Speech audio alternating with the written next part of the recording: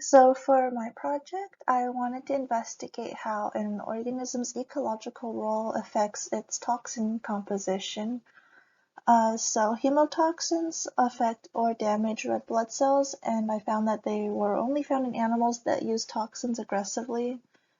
Some toxins are allergenic, and they were found more often in animals that used them defensively, but they were found in both types. And there was inconclusive data for neurotoxins, which affect the nervous system, and cytotoxins, which can cause tissue damage.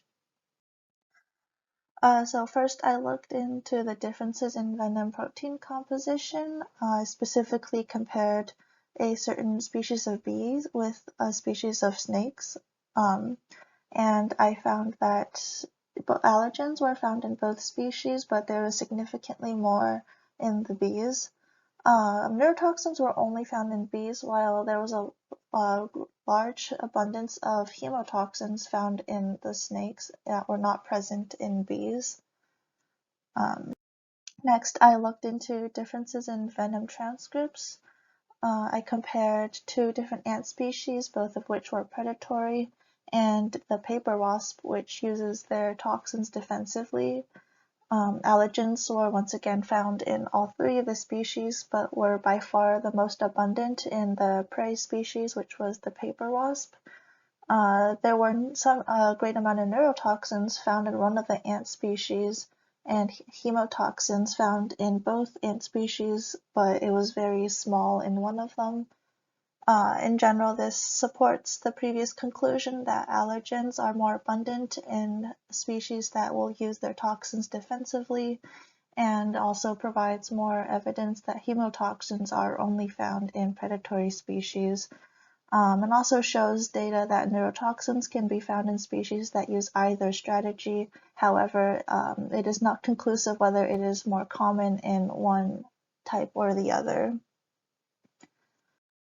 So why does this matter? Well, studying toxins can be very useful for developing medicines. Knowing like what types of species produce what toxins can be a good starting point for finding which compounds to study and for which purposes. For example, if you want to find something that is useful for like blood dilation, you would not want to look into prey species for that because they do not produce hemotoxins. Also, for some toxins are very useful for certain things, such as melatonin, which is a component of bee venom, is currently being studied for its uses in cancer treatment.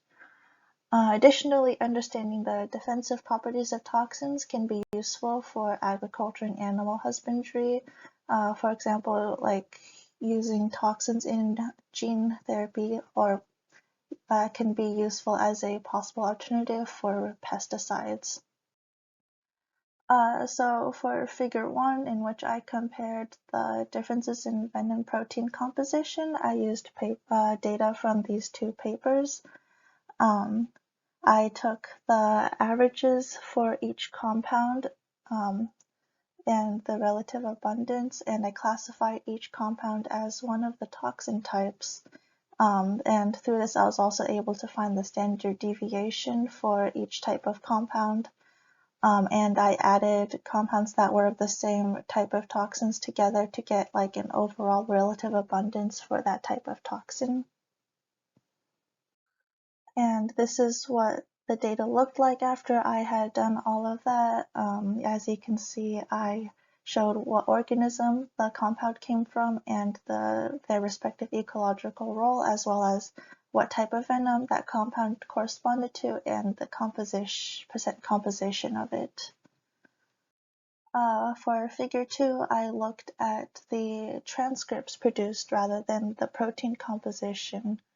And for some of them, I needed to calculate the relative abundance, which I did by like dividing the total amount of transcripts for that type of compound by all of the relative transcripts that correspond to the venom produced by that organism.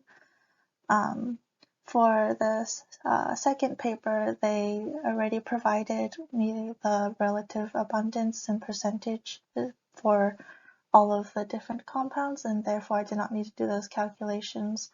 And for the third paper, I had to add together the relative transcripts per million for each category, and then also calculate the relative abundance.